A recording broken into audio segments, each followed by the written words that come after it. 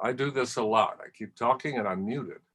All right, I guess I'm unmuted now, so I will try again. Welcome to the second chapter of Read May today, Thinking with James and Grace Lee Boggs. I want to hip you in to some of the things that are coming up over the next 5 days or so. If we could roll some of the graphics on the screen so I can fill you in. What do we have? Tomorrow we have at 6 p.m. we have Fighting for Their Own Servitude with Jason Reed, Robin Marasco, Warren Montag, and Assad Haider. What do we have at 11 a.m. tomorrow? I know we've got something there, Maheen.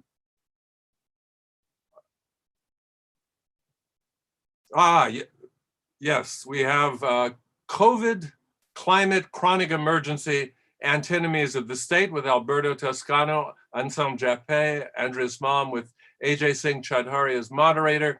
That's based on a kind of editorial from Historical Materialism, where everybody wondered about whether the state has a new role as kind of a war communism for climate change, or whether in fact it's still this appearance of capital. So it's a very interesting debate on how the pandemic changed our conception of what the state is and how it could act. So that's at 11 a.m. It's coming from all over the world. A lot of people in Europe in that.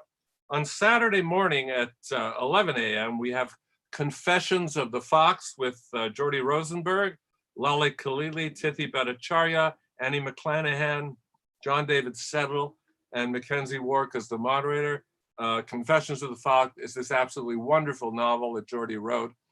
Everybody who's a fan of Brecht's Macheath and the Three Penny Opera will love this. Thank you for your service work at 6 p.m. With Gabriel Winan, Sarah Jaffe, Jason Smith, and Priscilla Marolo. Gabe has a new book out called The Next Shift from the Rust Belt industry to the healthcare industry in the Rust Belt. I got the title kind of wrong, but it's about the transition. Jason has a book about service work that's out. Sarah Jaffe has a book about how work won't love you back. So it's going to be more work stuff from various perspectives. Should be very interesting. And speaking of work, we have a panel on porn work, sex labor, and late capitalism at 11 a.m. on Sunday. That's got Connor Habib, Cassandra Troyan, Femi Babylon, Heather Berg, with Kathy Weeks as moderator. And Sunday evening at 5 p.m., we have Revolutionary and Counter-Revolutionary Internationalism with Nick Estes, Sarah Ramundo coming from the Philippines, Emmanuel Ness, Gabriel Kutipa Zorn, and Ludna Al-Zaru as the moderator. So a lot of great stuff coming up, 2 days from now till Sunday. We have 43 events in all. How do we manage to fund this? Well, we fund it by your donations, because believe me, there's no institutional support for a communist festival like this. So if you want this to keep happening, and somehow it's happened for 5 years, this is our 5th anniversary, please go to our website, www.redmayseattle.org, and go to the donate section. There's a link to our GoFundMe called Fan the Flames of Red May. There's also a Patreon that you can give at various levels per month, $3 a month, $5 a month, $10 a month, or $20 a month. Whatever you can afford, send it our way. We need it. We want to keep doing this. For some reason, we have fun doing this crazy shit for a month. Anyway, moving on here, I have one more thing to add. This is a volunteer-powered festival. So if you think, God, I think I'd have fun doing this too, you can sign up as a volunteer, not just for next year. We need them for this year too. So come onto our website and volunteer or give money. But now let's get on to this event, which I'm very excited about. We have Stephen Ward here, who's the author of the magisterial biography on Grace and James Lee called In Love and Struggle, The Revolutionary Lives of James and Grace Lee Boggs. But I'll let the moderator of the panel introduce everybody. Our moderator today, we're lucky to have Matt Burkhold from Washington, D.C. He leads the Evolution of Visionary Organizing Lab, an educational laboratory that supports people to experiment with creating dignity-affirming economies, institutions, and cultural practices. He's spent 2 decades active in movements and thinking about strategy. I couldn't think of a better person to moderate this. Matt, I turn this over to you. Welcome to Red May, and introduce our panel, please. Thanks, Phil, and congratulations to Red May. 5 years for a communist organization that does things on the internet is a very serious accomplishment. And so I want to congratulate that and remind people to give money, because these things require money, and they need it and it's worthy. So donate to Red May. And I want to thank them for having us. I'm real excited to be a part of this discussion and for this discussion to happen. We got Steve Ward, Cedric Johnson, and Colleen Lie. Although I don't know Colleen Lie personally, like I know Steve and Cedric, who I've known for many years. Colleen and I were introduced to this process, and we quickly started a back and forth dialogue on the etymology, the roots of where anti-racism came from, and its relationship to racial capitalism and a whole bunch of good stuff. So I know we here with a kindred spirit, and one who takes ideas very, very seriously and is very thorough. And we have Steve Ward, who, as Phil just said, is the author of the magisterial In Love and Struggle, The Revolutionary Lives of James and Grace Lee Boggs, who I consider a very good friend, and is one who takes the ideas of James and Grace Lee Boggs more serious than anyone I've ever encountered. And so I take everything he says about these two very, very seriously. And finally, last but not least, we have the good brother Cedric Johnson, who I've also known for a long time, and I count as a friend who's just a good dude and came and visited me, down in Binghamton, New York when I was in grad school, and helped me through hell. And so, I'm forever grateful for Cedric for helping me through hell on multiple accounts. And he is, as we all know, a serious radical intellectual whose words and ideas are to be taken seriously. So I ain't gonna say no more. We'll hear first from Cedric, then we'll hear from Colleen, and then we'll hear from Steve. I'll ask a few questions of my esteemed friends here and comrades, and then we'll open it up for additional questions after that. So you won't hear from me for 30 minutes or so. Cedric. All right, thanks so much, Matt, for the introduction. I'm actually going to take a moment to introduce Matt, because actually he's the guy who's kind of responsible in a way, because he's the person who actually organized 10 years ago, now over 10 years ago, a special issue of Souls. At first, I wasn't going to mention that because I didn't want Matt to start feeling bad about how old he's getting. But 10 years ago, we did a special issue of Souls that included essay by Steve, in advance of his book. I was also a contributor. And I think that was an important cornerstone to the work that would be, expanded out by Steve's work and other things, Matt's work since then. So I'm really excited to be back with these guys. My relationship with them predates the Souls special issue. I think we all first sat down together after North American Labor History Conference in Detroit, which was at Wayne State years ago. So it's just good to be back in this space, even though it's virtual. I'm so glad to reconnect as well with Colleen. The last time I saw her was here in person before COVID, during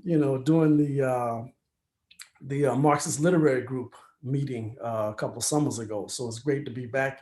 And I'm looking forward to hearing what everybody has to say about the Boggses. Last but not least, I want to thank Philip and Sean. That was one of my best intellectual experiences as a full grown-up intellectual, was participating in Red May a few years ago when I was in Seattle with them and had a chance to see what Red May was all about. And glad to be a part of it, even though it's in this particular kind of space. What I want to do, to kind of lead off here, is to talk a bit more about what I think is one of the more important works to come out of the 1960s, and one that's totally not talked about in contemporary circles enough.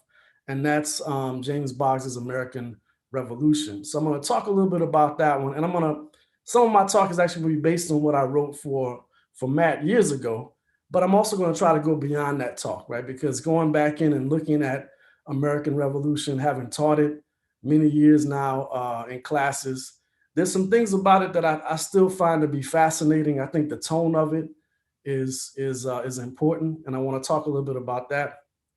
The sense of political possibility in it is really, reading it now is impressive, especially in this moment where we can't really see the horizon in some cases, or we can't necessarily see how a different politics that actually cuts across well-established political fault lines, forms of identity. We can't really see that as a possibility. At least some students, activists, other people I talk to still seem to have difficulty.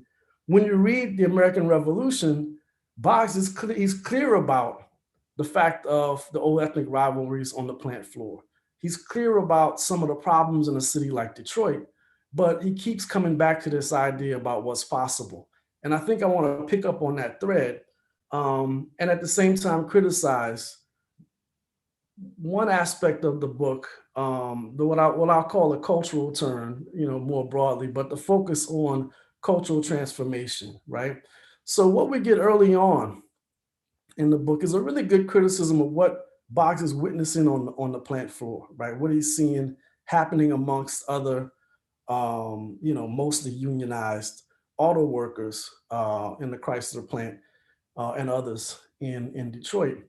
And he gives us what is pretty familiar criticism of post-war unionism, right? He actually says that, the end of the Congress of Industrial Organizations, he contends, is, quote, due to the fact that all organizations that spring up in a capitalist society do not take absolute power, but rather fight only on one tangential or essential aspect of that society, are eventually incorporated into capitalist society.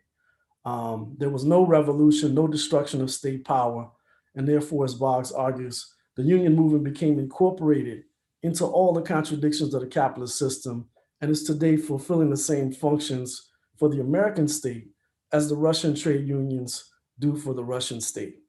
So that's something familiar to us. We all can sort of talk about the declension narrative of unionism in America, from the more powerful years of middle 20th century to declines in union membership, weakening of collective bargaining power, and many of the things that we now sort of take for granted.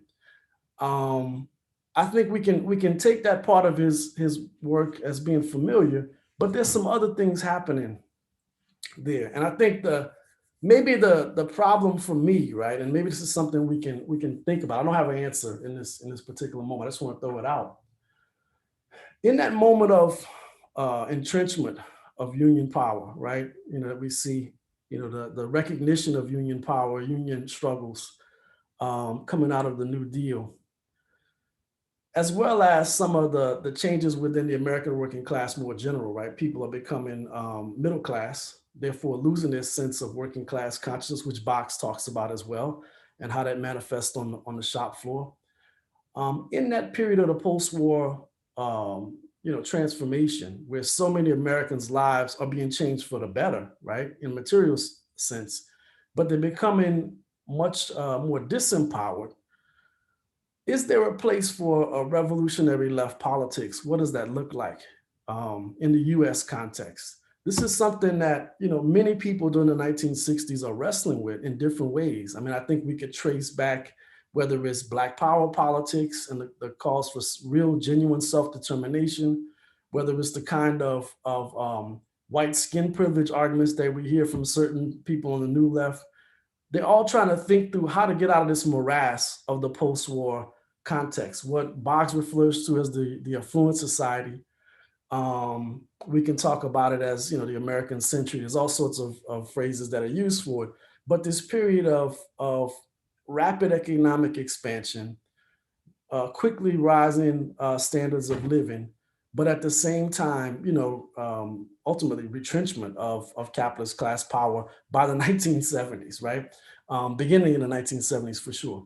So I just think that there's an interesting moment that he's writing in, which on the one hand is trying to grapple with these new conditions, and at the same time also taking for granted that that context is going to continue.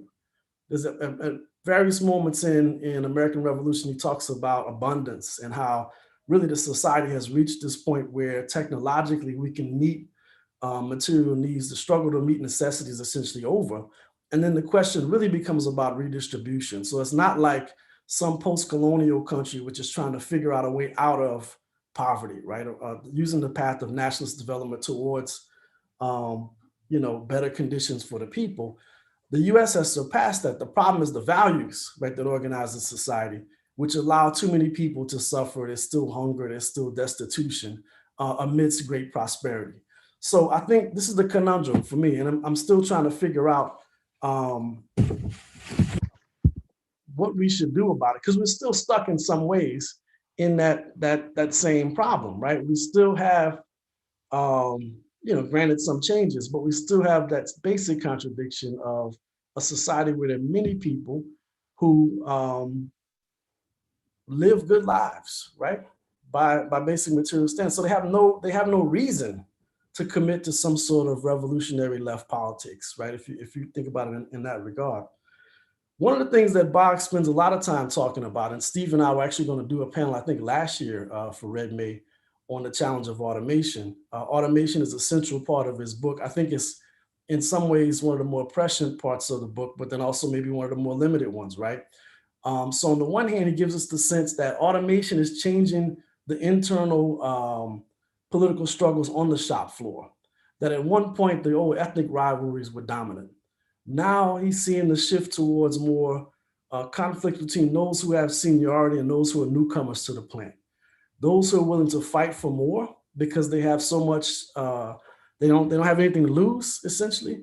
And those who are more entrenched, they've been a part of the workforce for a long time. They're protected in some ways, and therefore their propensity to struggle and to fight is on the decline. So he gives us that sense, right, that that there's a new tension which is important, and it's brought on by automation, because now the fear is of being replaced by machinery, right? So there's this moment where he's reminding us about these changes, and he says, at this point, the class consciousness of the workers tends to shift from what has traditionally been considered the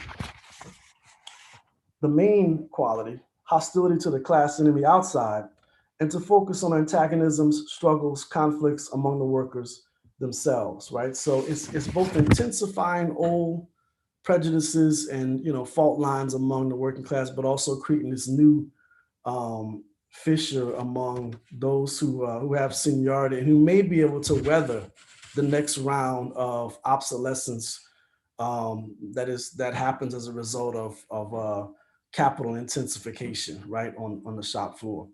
So there's a lot of beautiful things. It's such a short book for people who haven't read it. Those who might be listening, it's a very short book, but it's for each page, right? There's so much that you could meditate and spend time thinking about and debating. I just want to say a couple more things and I'll wrap up. In addition to talking about the tensions that automation produces on the shop floor, he also alludes at various points to what's happening beyond the factory gates in Detroit. And he really anticipates, a lot of what would happen, or how people would begin to think about class with respect to Blacks in the late 1960s.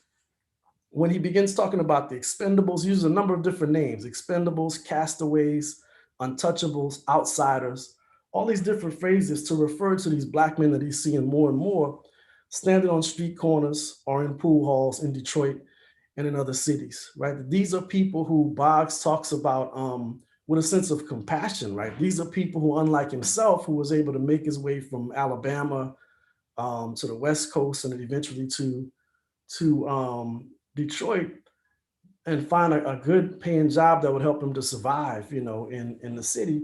These are people who won't be absorbed into the the economy in the same ways. And so he talks about them, and he actually sees a new place for them, in political struggles, right? One thing he points out, and I think this is important, his arguments about technology they're not technophobic, and they're certainly not welfare status, right? He's not calling for more jobs. I mean, to read his work now, it sounds more radical than a lot of the things that we hear in some of the more popular left agendas, which are calling for redistribution of whether it's police budgets to create, jobs and summer programs, or, even other proposals that people are kicking around. What he's proposing, and I hope I don't butcher the intent of his language with my summary, but he's actually proposing that we figure out a way beyond the dogma of work, right? That an individual's worth in the world, their right to have food, clothing, shelter, basic needs, shouldn't be tied to wage labor. And so the book actually pushes back against the idea of compulsory wage labor, which is so tightly wound to so much American public policy, but also the way that many Americans, regardless of color, I know the Black people I grew up around, were totally committed to this idea of compulsory wage labor. Boggs is saying we have to get beyond that, right? And this is where the cultural transformation part comes in. That, beyond collective bargaining, beyond welfare statism, there's this idea that we have to reorganize society on a different basis. And he says, I just want to read some of his words. So, again, for the benefit of people who haven't read his work. He says, whereas the old workers used to hope that they could pit their bodies against iron and outlast the iron, the new generation of workless people knows that even their brains are being outwitted by the iron brains of automation and cybernation. A little bit further down, he says that this new generation, right, these outsiders, should focus on the organization and reorganization of society and of human relations inside society. Their revolution will be a revolution of their minds and hearts, directed not towards increasing production, but towards the management and distribution of things and towards the control of relations among people, tasks which up to now have been left to chance or in the hands of the elite.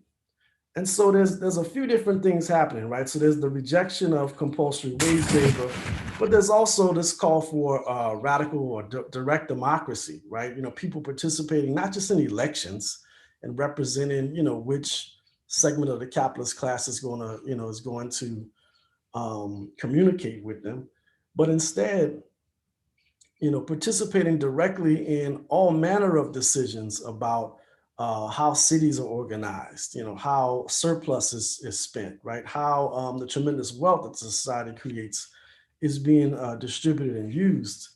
And so there's a lot that's going on in this particular book. I want to close out by talking about what I think is one of his, again, more prophetic passages, and maybe one that that we still got to wrestle with, right? We got to reckon with this in a real way. He says towards the end, right? He almost predicts the rise of the new right. And of course, the new right has already taken shape, right? Goldwater has already run at that point in which he's writing. People like George Wallace, even though he hasn't run for president yet, is already giving us the language, right? He's furnishing the language of the new right and rejecting the basis of desegregation.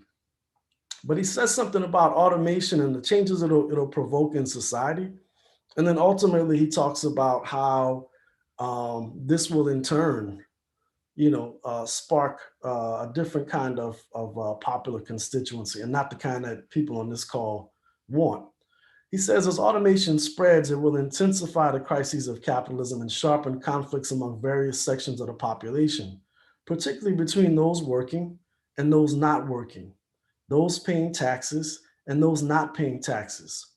Out of this conflict will grow a counter-revolutionary movement made up of those from all social layers who resent the continued cost to them of maintaining these expendables, but who are determined to maintain the system that creates and multiplies the number of expendables. This in turn will mobilize those who begin by recognizing the right of these displaced persons to live, and from there are forced to struggle for a society in which there are no displaced persons. I mean, when I read that passage to my students now, you know, in some of the classes that I teach, particularly the ones on urban life, they can automatically see it, right? They've grown up in an era in which the very constituency that he identifies, right, this counter-revolutionary force, has been in power for most of their lives, or at least some friendlier version of it in the last, last decade or so, right? With the exception of Trump. And so I think that part resonates with students, but we also can come back to this underlying problem, right? The society continues to produce, more and more expendables, right? More and more people who may not be completely unemployed, right? This is the other thing about it, right? We can read this book and for what it meant in '63, there've been a lot of things that have happened that I think Boggs, of course, couldn't anticipate, like the expansion of consumer credit and low-cost goods from other parts of the world that would allow a semblance of middle-class consumer culture to persist, or even the fact of the rise of mass incarceration, right, as one way to deal with the expendables that is not benevolent and doesn't involve ridding ourselves of compulsory wage labor in any sense. And then I think the last thing that, maybe something we could add to the analysis or, use to expand it would be the ways that the gig economy, has provided a way for folks to piece together subsistence wages, despite the fact of losses in the way of manufacturing and other problems that Boggs is anticipating and writing about in 1963. So I guess I'll stop with maybe a couple of quick concluding points. The first is that if you haven't read The American Revolution, you should. Not as a book that answers the questions. I'm not one of these people who's walking around with some book saying that it's the one that solves our problems today. Most do not. I don't think there's any that do, right? But what it does is it does model a way of thinking about society, talking about society as it exists, grappling with the contradictions that are in front of us, and then also thinking through what are some of the political possibilities that come out of this moment that we're in, right? And so instead of looking at automation and thinking, holy shit, our jobs are going to be taken by, automated spot welders, we get from Boggs this sense that, well, if we've reached this point where, certain quantities of labor are no longer necessary, does that open up new possibilities under a more democratic form of organization, popular democratic organization, to have a better and more just society? And so I think there's a number of different ways that he, both the historical writing, but also the way in which he's thinking politically, that could still be of value to us. The last thing I'll say, and maybe this ties into Colleen's talk on the cultural turn. What we get in the Boggses, on the one hand, is some of the, I think, the most useful, especially during the '60s, right? Some of the most useful interpretation of American life and political criticism that we're getting from their side. But I think this idea about cultural transformation going into the period of New Deal, of neoliberalization, right? And the loss of the New Deal coalition, which I think, Boggs is looking at what the New Deal coalition has done. And he's speaking from that context of post-war prosperity. The idea of cultural transformation takes us in a different direction on the ground of Reagan-Bush. It takes us in a different direction on the ground of Clinton and even Obama, where I think we still have to be concerned, and this is an old idea, but I'm willing to fight behind it, right? We still have to be concerned with the seizure of power, right? We still have to be willing and able to build organizations, to build movements that are capable of contesting capitalist class power and the impositions it makes on our lives, on the planet. And I don't think there's a way around that. I don't think cultural transformation is part of a process. but there's no way around, we have to get back to politics. And I think there's elements of Boggs' American Revolution that do just that. I'll stop there. Thanks, Cedric. Colleen? Thanks so much for that great talk, and it's a great lead into mine. I just want to start, though, by thanking the Red May crew, Sean Landis, Stephen Price, Mahim Lakhani, and of course, Philip Wallstetter for having us on. I can't think of a series of conversations I more want to be a part of, and a panel I'm more humble to join. I hope that Matt Berkhold will also do more than moderate and ask questions, but also provide some answers. In fact, I'm looking to him for that. All right, so I come at this topic as a literary scholar, I want to say first off, with one foot in Marxist theory and one foot in Asian American studies and ethnic studies. And that means I'm going to be coming from the kind of interested perspective of what Asian Americans have brought to the theory and practice of various US left traditions. What have been the constraints around articulating an Asian American left position historically? Also, just disciplinarily, because I have expertise anxiety on this panel with these incredible experts on this topic. I want to stress also that as a literary scholar, I tend to discover things by interpreting texts. I come to know someone by reading them more than talking to them. And I haven't talked to it. I didn't know, I didn't get to meet James and Grace Lee Boggs myself. So I know them through writing. So today I want to be thinking with, in particular, Grace Lee Boggs through her writings, and to think about what she brought to her collaboration with others, especially James Boggs. And this is not easy to do because her contributions are sometimes difficult to isolate, since so much of her work occurred under the aegis of a group effort even before she partnered with James Boggs through the Johnson Forest Tendency and through correspondence with many other people, often more famous than her, or later more famous than her. But for Asian American leftists, GLB, I'll call her, is a legendary figure as a historical example of someone who devoted herself to Black liberation, someone who made a home for herself in an alternative universalism that was envisioned by Black freedom struggle in this country, rather than hankering for more inclusion in the existing order of things. So that's something that Asian American immigrant populations, Asian American descendants of immigrants really admire her for. And just a little bit on that, I just want to say that for reasons of the Cold War, I think anti-Asianism in this country is very strongly fused with anti-radicalism and specifically anti-communism, which makes it really difficult for Asian Americans to inhabit an internationalist left position. It's much more likely for Asian American left energies, for critical energies to go to kind of just stop at the negative, to stop at a critique of US empire, to stop at a kind of critique of domestic racism, and harder to think internationally because of the fears of that fusion of anti-radicalism and anti-Asianism that tends to other an Asian American left position on racial grounds.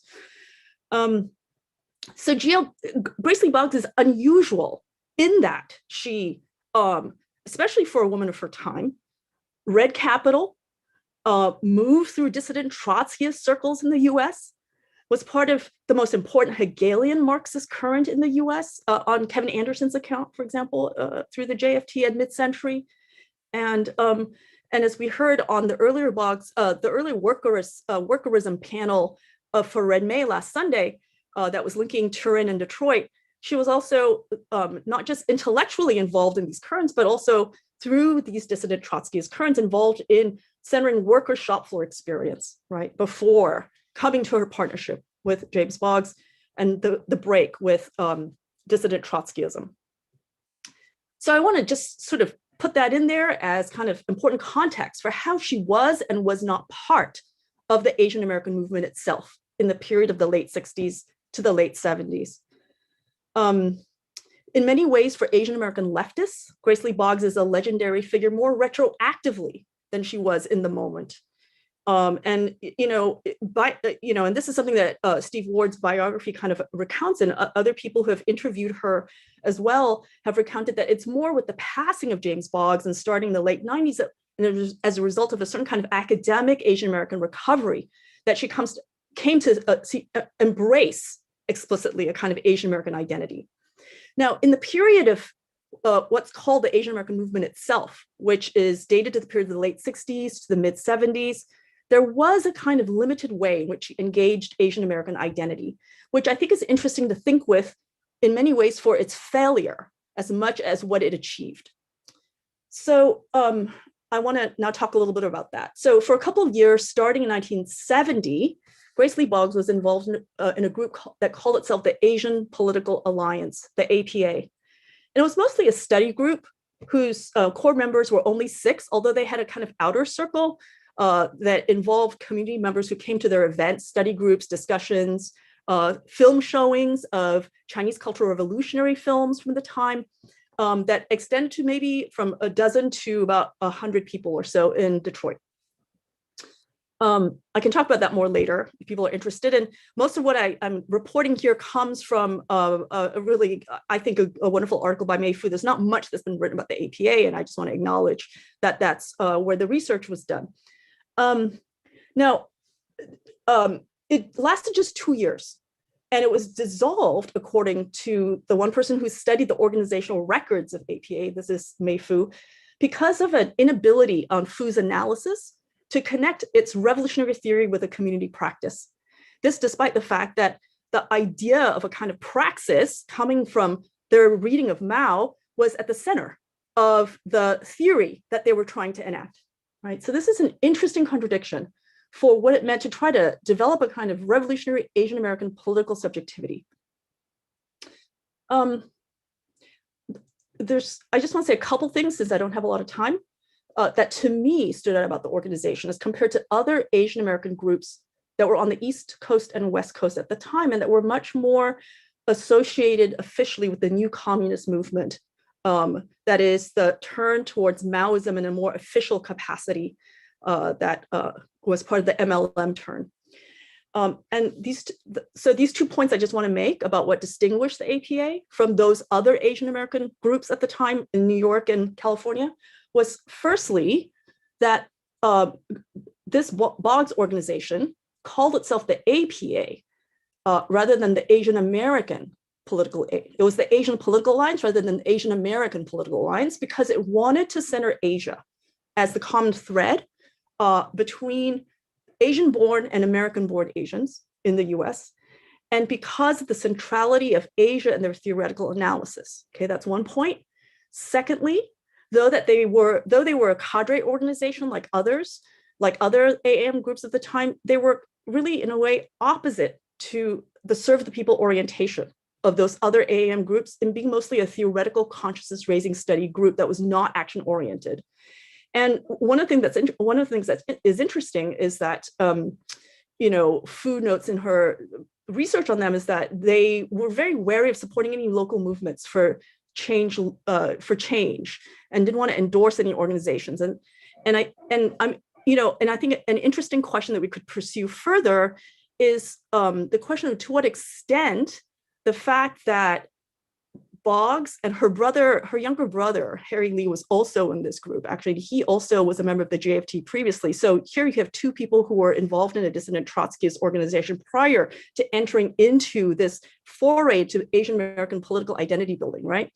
They were coming at it, passing from Trotskyism through into, say, Black workerist organizing to Black power, and then experimenting with what is Asian American revolutionary political identity? Can we build this?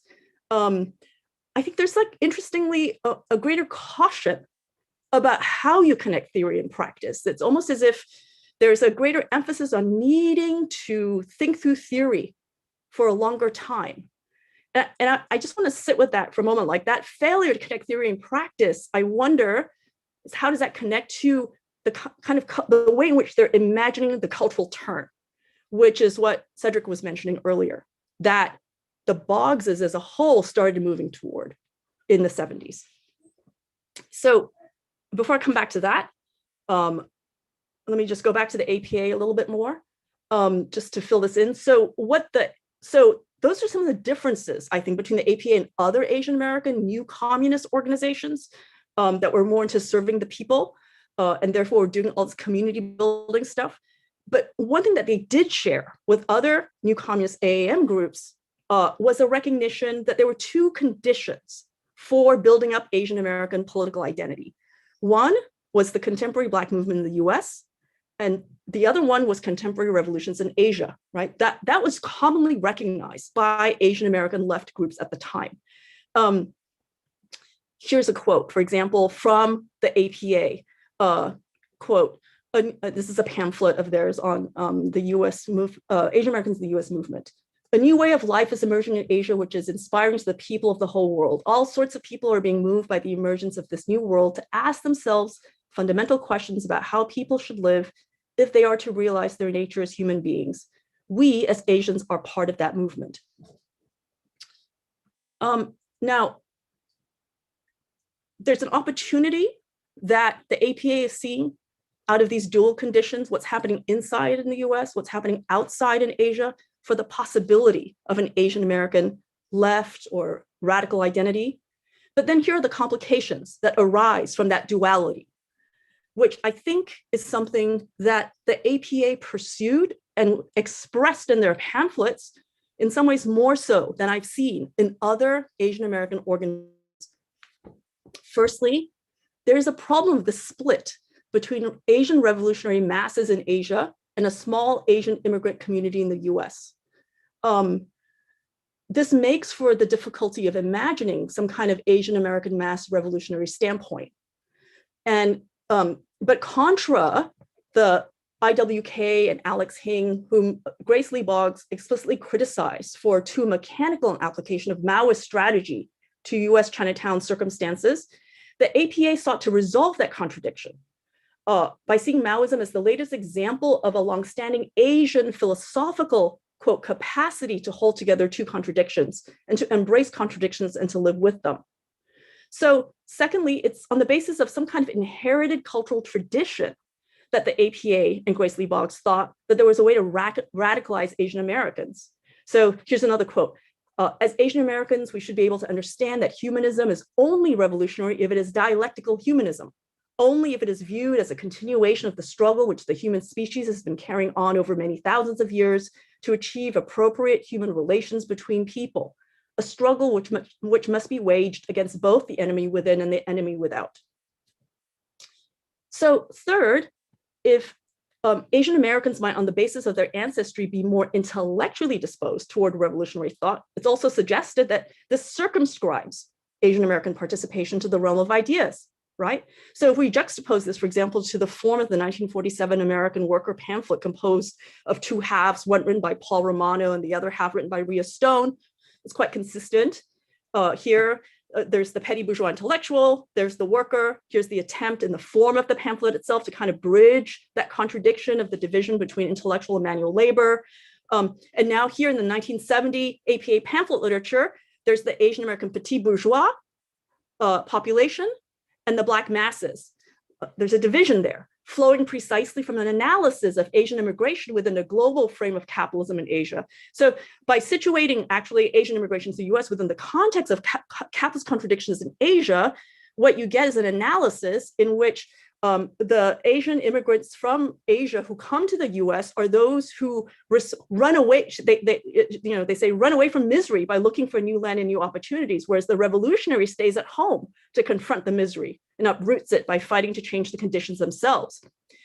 So out of the same heritage of the downtrodden, the children of immigration have learned survival and the children of revolution have learned struggle. So you have the revolutionary versus the immigrant. You get these two types. So in a way, the upshot is that Asian immigrants are a kind of surplus population in Asia, right, that turn toward a kind of lumpen ideology. And this is what makes them maybe at best petit bourgeois intellectuals who might be persuaded to ally with the masses. They might lend their theoretical acumen, as Grace Lee Boggs herself, the daughter of a restaurateur, might lend herself to the emancipation of the masses. So this brings me to my fourth point, which is though it is said that Grace Lee Boggs never discussed her APA activity with her husband, I think this Asian-themed dialectical humanism can also be found in the writings that appear under his name alone, and not just in their officially co-authored writings from the mid-60s on. I would love to hear more from the other panelists what they think about dialectical humanism as this theory that the Boggs are forwarding. Now, as far as I know, the dialectical humanism as a term makes its first appearance around 1966. And I think that it's in around that time as well that we start to see increasing references to the Chinese Revolution in a more concrete way than in the book American Revolution from 1963. And we start to see more positive direct mentions of Mao. Okay, just to sum up, so far, I've basically tried to suggest that Grace Lee Boggs's brief, unsuccessful foray into Asian American political consciousness building kind of brings out the dual impact of the Chinese Revolution on the Boggs's thought. It paradoxically delimited Asian American revolutionary identity. Revolution was over there for Asians, while enlarging in the US Black revolutionary potential. It was hoped, expanding the grounds for the American Revolution as envisioned by James Boggs in 1963 by connecting it in the late 60s to revolutionary uprisings in Asia and around the world that they sometimes refer to as Third World and sometimes as Black to core. That is to say, I'm trying to suggest that what registers as a failed Asian American identity project is of a piece with the way the Boggses managed to re-internationalize or sought to re-internationalize their vision of the American Revolution once they broke with C.L.R. James and the dissident Trotskyist currents in 1963.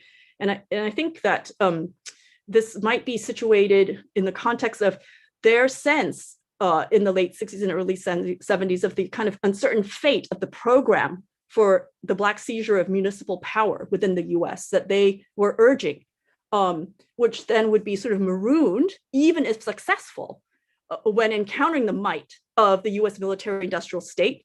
And so there was this imagination of anti-capitalist and anti-imperialist revolutions occurring outside, right? In which Vietnam was an example of what seemed like the reversal of what they diagnosed to be the contradiction of political backwardness and economic overdevelopment in the US. Vietnam was a kind of reversal of that, where somehow people power was overcoming the greater technological might of the US.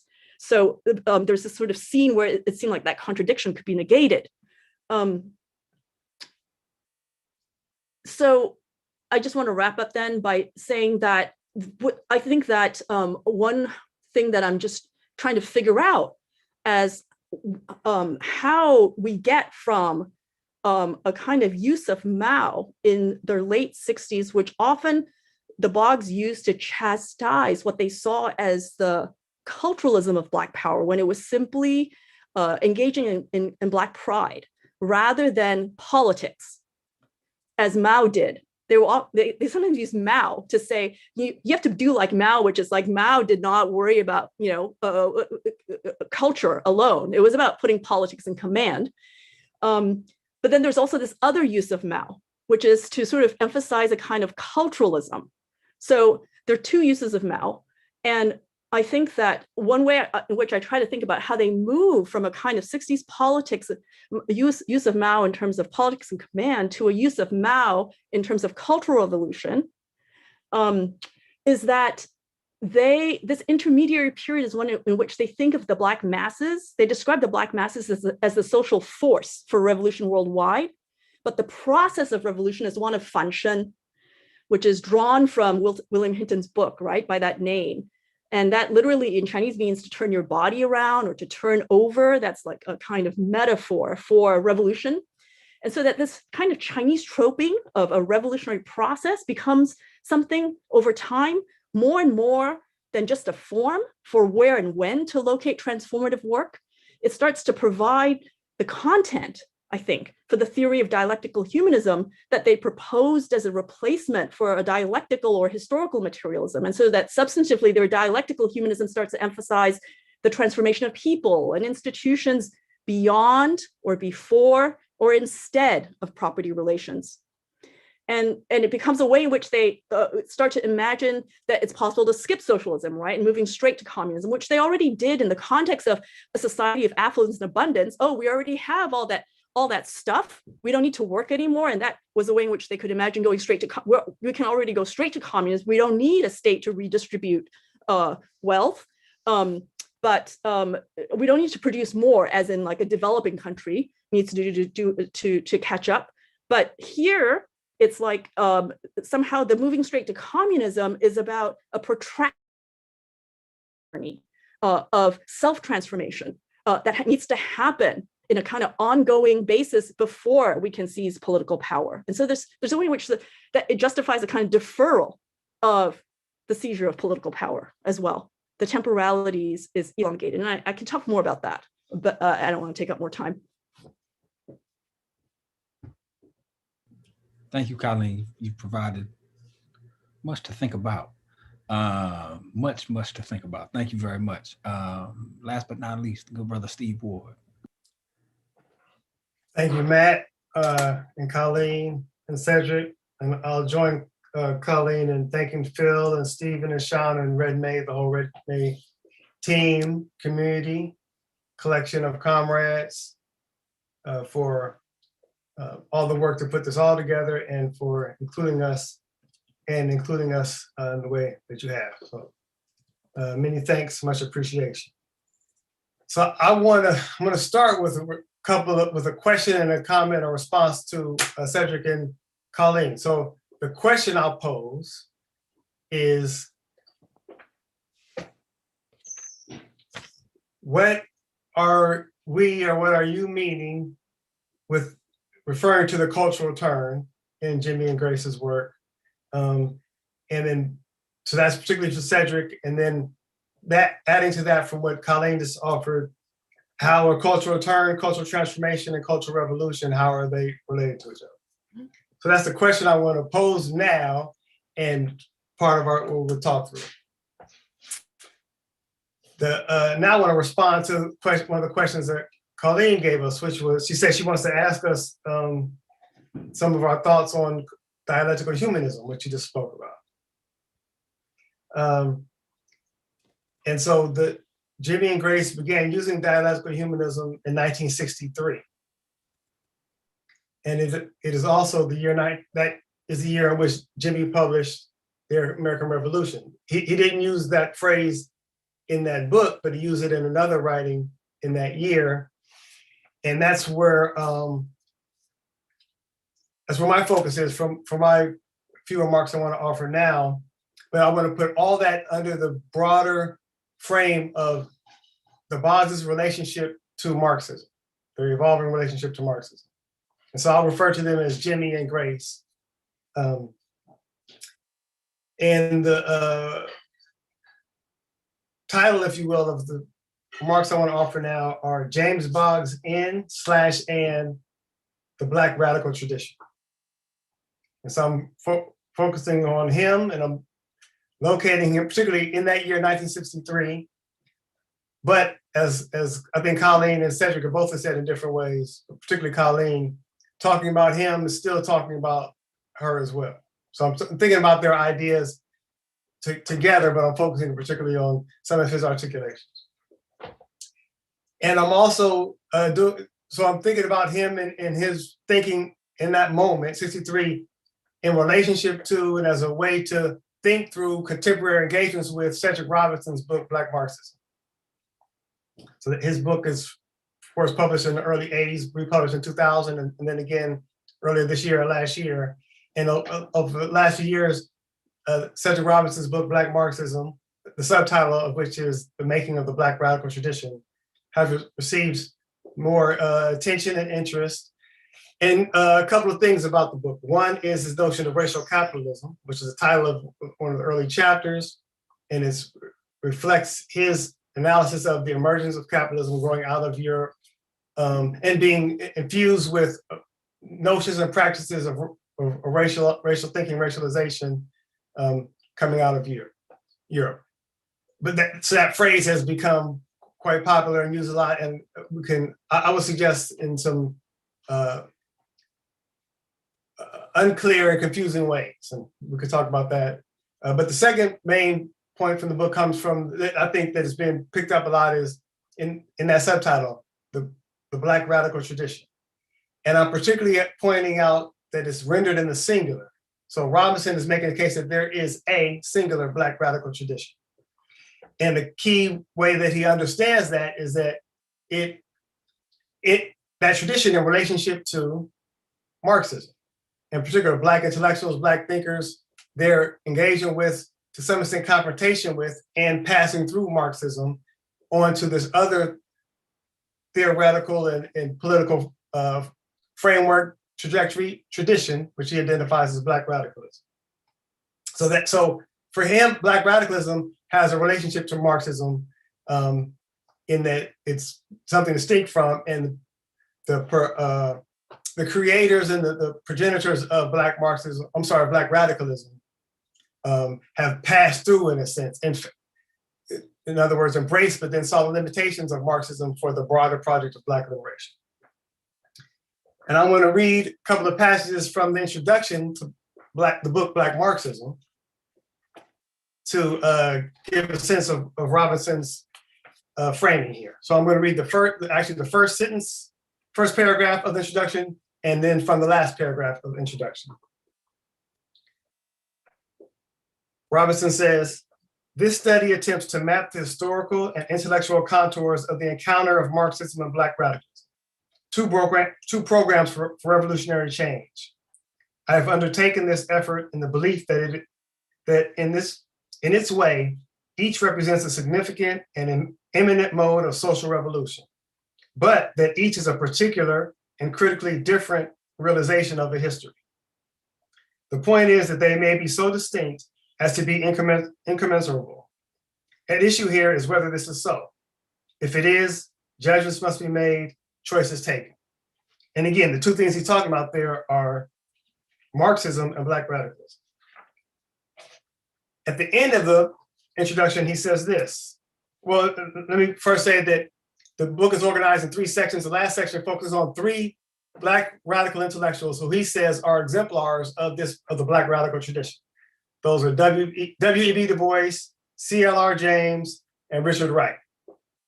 So at the end of the introduction, he says, for all 3, referring to the 3 of them, Marxism had been the prior commitment, the first encompassing and conscious experience of organized opposition to racism, exploitation, and domination. As Marxists, their apprenticeships proved to be significant, but ultimately unsatisfactory. In time, events and experience drew them toward Black radicalism and the discovery of a collective Black resistance inspired by an enduring cultural complex of historical apprehension.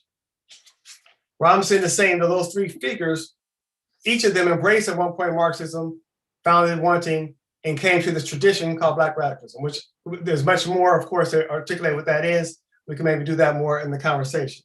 But I want to focus here on that relationship between this tradition he's identifying. Now, again, I think that there's a limit. It's limiting to identify a single tradition of Black radicalism. It's a flattening. To give one important example for me, Walter Rodney would not, by my reading, fit into the tradition as Cedric Robinson outlines.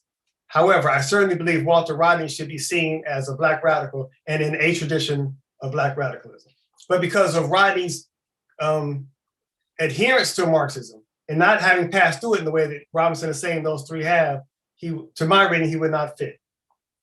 Furthermore, to my reading, C.L.R. James, Robinson misreads C.L.R. James as moving beyond Marxism more than he actually did.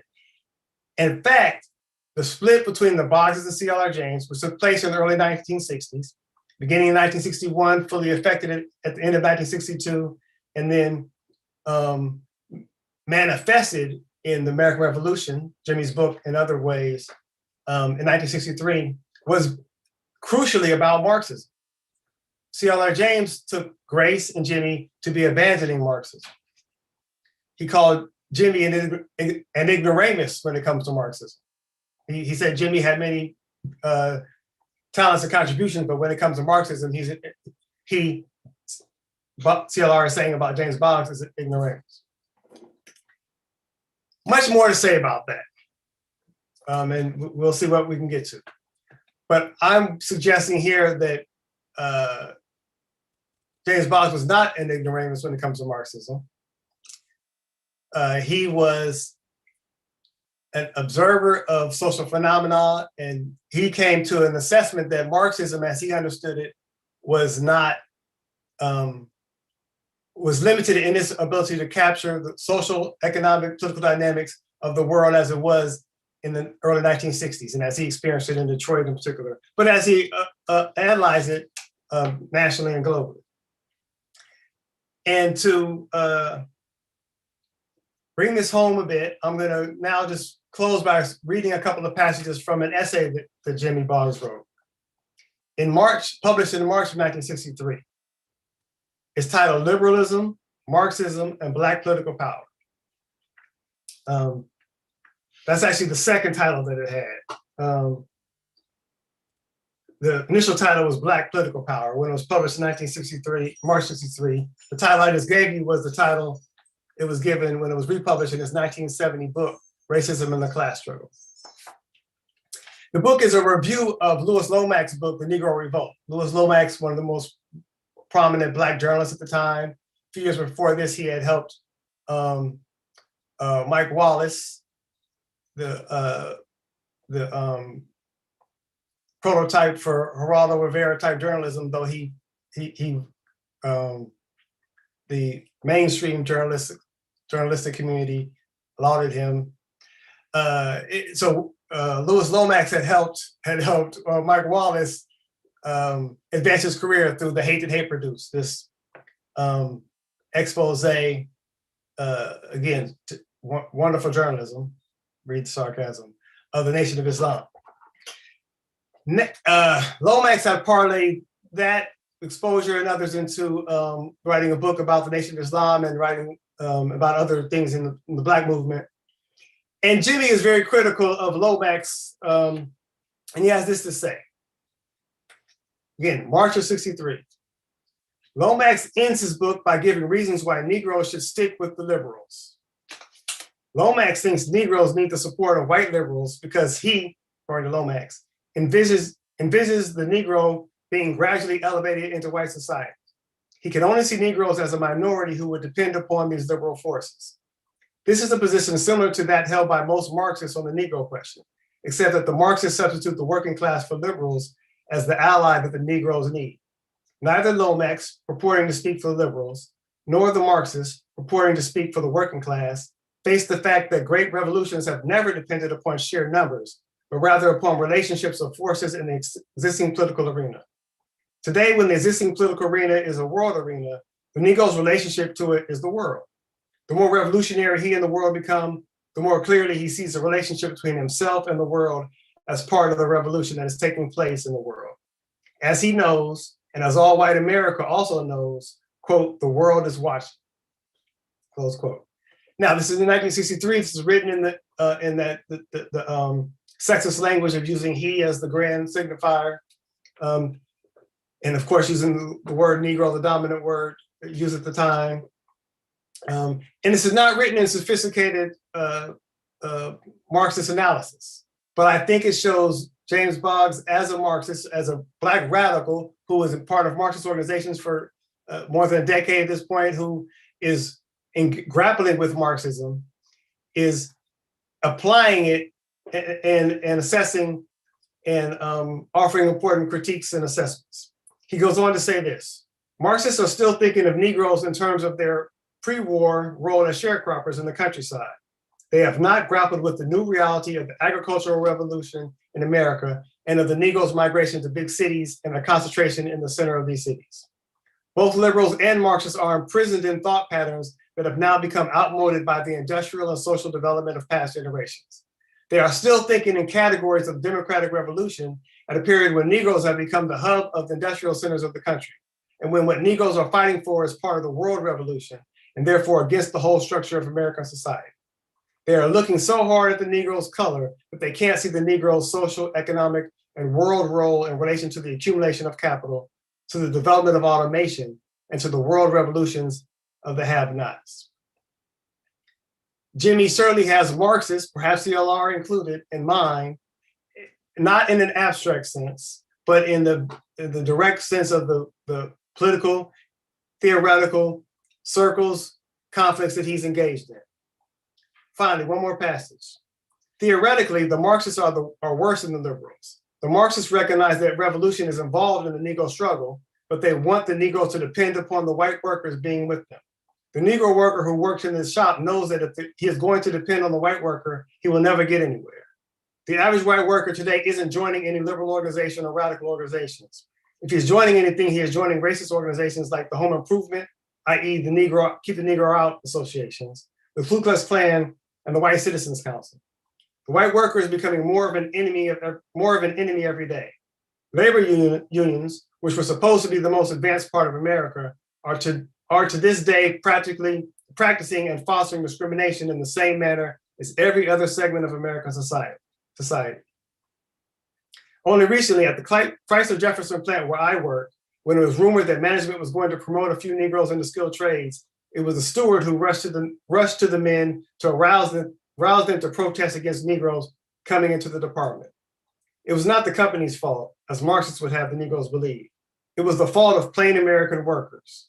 For when the Negro fights, he fights not in the quote, last analysis, close quote, i.e. not according to the thought patterns of Marxists, but in reality. His enemy is not just a class. His enemy is people, and the people are American whites of all classes, including workers. Again, perhaps not sophisticated Marxist analysis, but Marxist analysis or analysis of Marxism, I suggest. That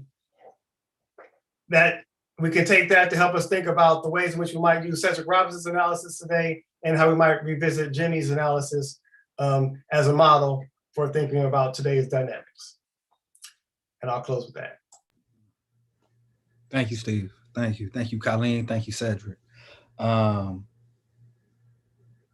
have a handful of questions. We got a question or two here in the chat. What I want to start with is Steve's question. I want to push Colleen and Cedric to both explain this notion of the cultural turn as they see it and as they see the Boggses use it. And then I want to pose a question to all three of us, as well as a few other questions, but I also want to add to the historical record and in regarding what Colleen had said about Grace's experience with the APA, and there's a taken for granted idea that Grace didn't share her experience with the APA with Jimmy or with other people, and that is blatantly false. And that is not, Colleen, I'm not taking you to task for that. That is what's been written. The APA it existed independently, but was all Grace's membership in the APA was as a member of the Committee for Political Development, which was an all-Black organization with the exception of Grace. And they viewed her role in the APA as the execution of what they called an interpenetration program. And the role of Grace in the APA was to introduce to Asian Americans the revolutionary line of the Committee for Political Development. And so there's no question, and it's shown in the meetings of the Central Committee of the Committee for Political Development, that Grace's experience and success in pushing the line amongst these Asians, it's on the record. And I've seen that because I happen to have access to Grace's basement, and it's important to note that these two saved everything. They were prepared to have the collected works of themselves released the way that the Soviet Union did Lenin and China did Mao and so forth. So I'd be remiss to not point that out. And so I asked Cedric and Colleen to pick up on Steve's question of what you mean by, what exactly do you mean by the cultural turn? And then I want to pose a question related to what Steve was just saying about Jimmy and Grace's larger relationship to Marxism in relationship to the cultural turn. You want me to go first? Yeah, so a couple of things, right? I think I'm using it probably in three different ways. One way in general in terms of thinking about New Left history, and then two other specific ways in terms of thinking about the Boggses. And I invite for people who are closer to them, to talk about how right I am about what I'm about to say. Or wrong, or wrong. So in broader historical terms, right? I mean, when I talk about the cultural turn here and in my own, earlier work, the focus is on like a broader defining characteristic of the new left, what distinguishes it from, in part, from the old left, right? That there's, in the 1960s in particular, even in the year in which the American Revolution is published, really a strong shift, a really strong shift towards all sorts of different kinds of concerns that become more central to what we consider the left, what's considered left politics. And so it's not just, the older concerns about collective bargaining, organized labor. I don't know, I'm oversimplifying things in part, but it's also environmental concerns become much more a part of left social struggles, both within, I should say, within, trade unions, some of them, and as well as within the society more generally. We also have, during that same period, a whole host of things that are changing in terms of the rebellion against allopathic medicine, more in the way of experimentation with psychedelic drugs, rebellions against gender and social sexual norms, during the 1950s and certainly in the 60s and 70s, as well as, the one we always want to talk about, and we should talk about it, the rejection of racist ideology in the society and the explosion of new ways of talking about race and thinking about race that are not focused on the older ideas about biology. And so one way to think about it is that these characteristics, as I see them, of the new left, and other people have written about this, also parallel the expansion of the culture industry, right? And so there's a whole new theater, if you will, quite literally, in terms of how popular social struggles are represented in society and how they connect to different kinds of constituencies. And so, the first way I'm using it is that, to talk about this broader process unleashed out of transformations within mass culture, but clearly understood and discussed and thought about by various different organizations, individuals on the left. I mean, I'll just give one quick example. When you read Harold Cruz's Crisis of the Negro Intellectual, there's no way to understand it without thinking about the broader transformations within American mass culture, and how he sees that as creating these new potentials for Black people for ownership, right? So I just think the cultural turn is something bigger, is broader.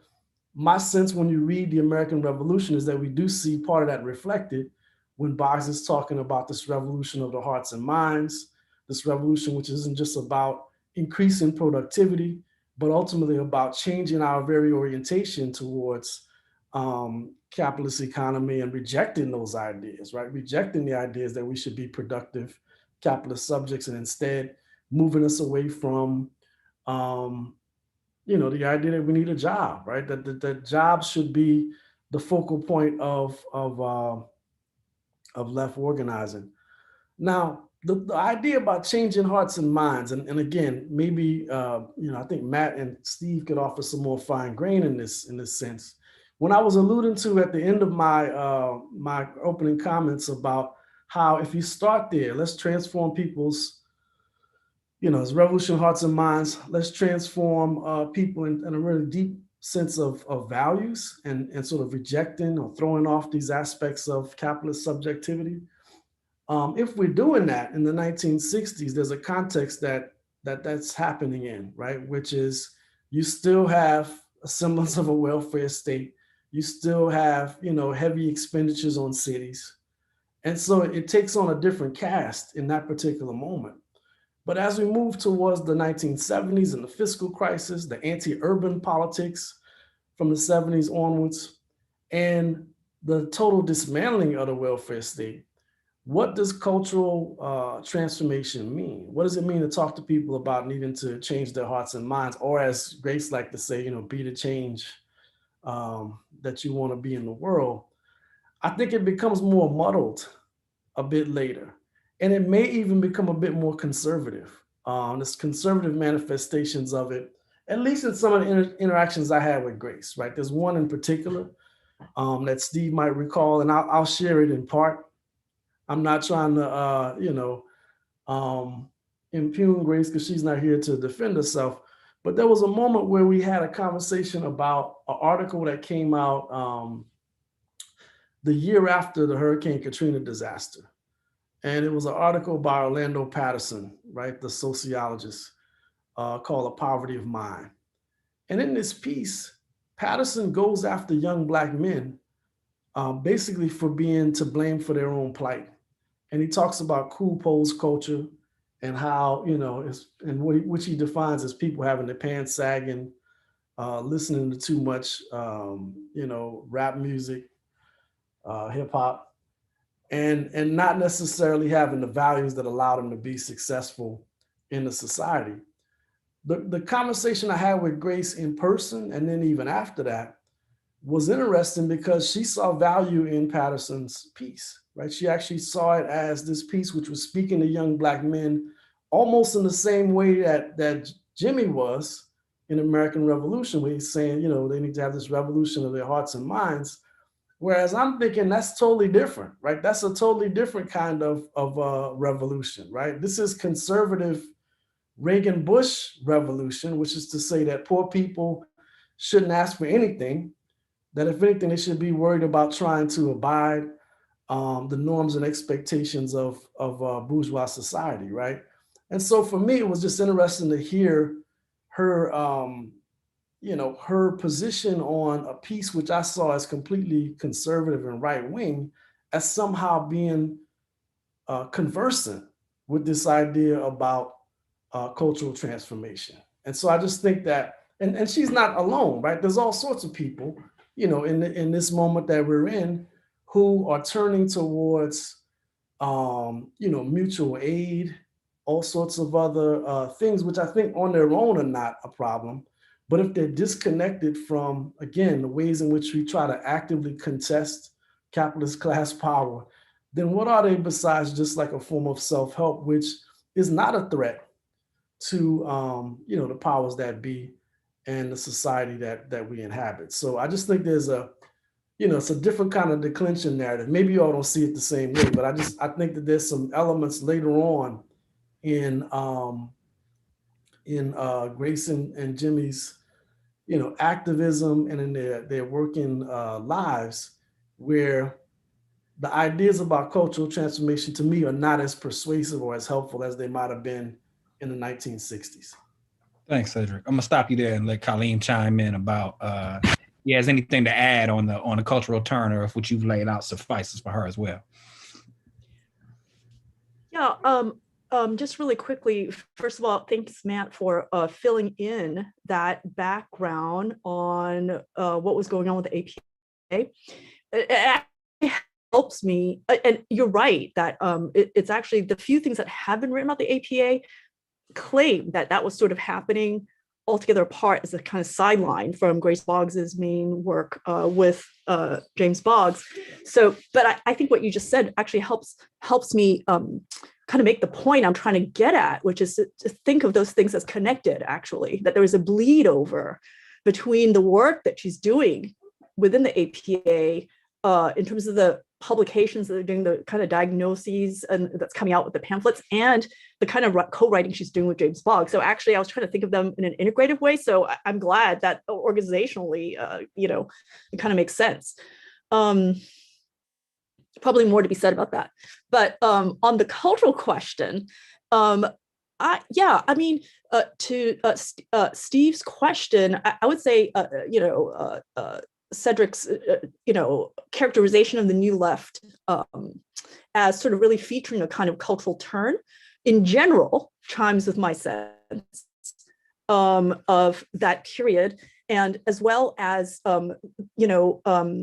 and the only thing I just kind of want to add to what he said is that what would be interesting, what for me is interesting, is think about what's the specificity of the Boggs' own cultural turn as compared to the other kinds of cultural turns that were going on too, and with their downsides, right?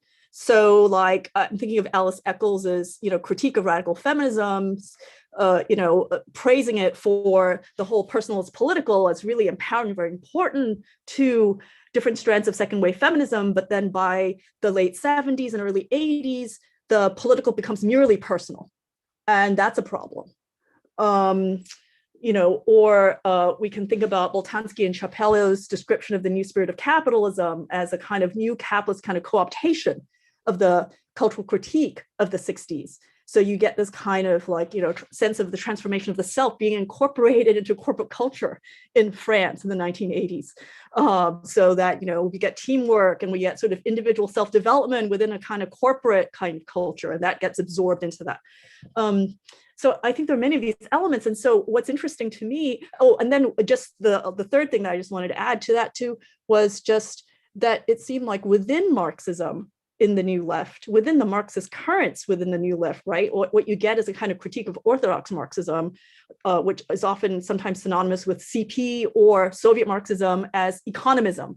So that, and then you get a critique of Marxism for class reductionism. And then you get this, thing where it's like race versus gender versus class kind of emerging as this kind of, trifecta that's being pitted against each other. And then anytime you want to talk about political economy, that's class reductionism. So I think that there's a way in which the Maoist language of the time and the cultural revolutionary inspiration offered by the Great Proletarian Cultural Revolution from 1966 to the 1976 period became a language for that kind of critique of the economy, like Marxist economism. And here I just want to read a quote then from the Boggs' essay from that was the chapter in Revolution and Evolution in the 20th Century that came out in 1974. There's a chapter called Dialectics and Revolution. And for example, here, okay, so here's to me something that seems quite exemplary in the way there's this use of the Maoist example to bash Soviet Marxism for economism. And this is where we can move towards something more cultural. Right. So this is a cultural turn within a new kind of Marxism that's being exemplified by the Chinese Revolution that's more culturalist. So this is what they say in Dialectics and Revolution. Since the Yan'an days, the Chinese became aware of the trap of vulgar materialism or economism, which gives priority to the development of productive forces and material incentives. The answer to this is that the essential aim of revolution should be the most rapid possible development of human potential within the masses for political consciousness and social responsibility. In one form or another, every event, economism then in China appeared once again in the Liu Shaoqi in 1966.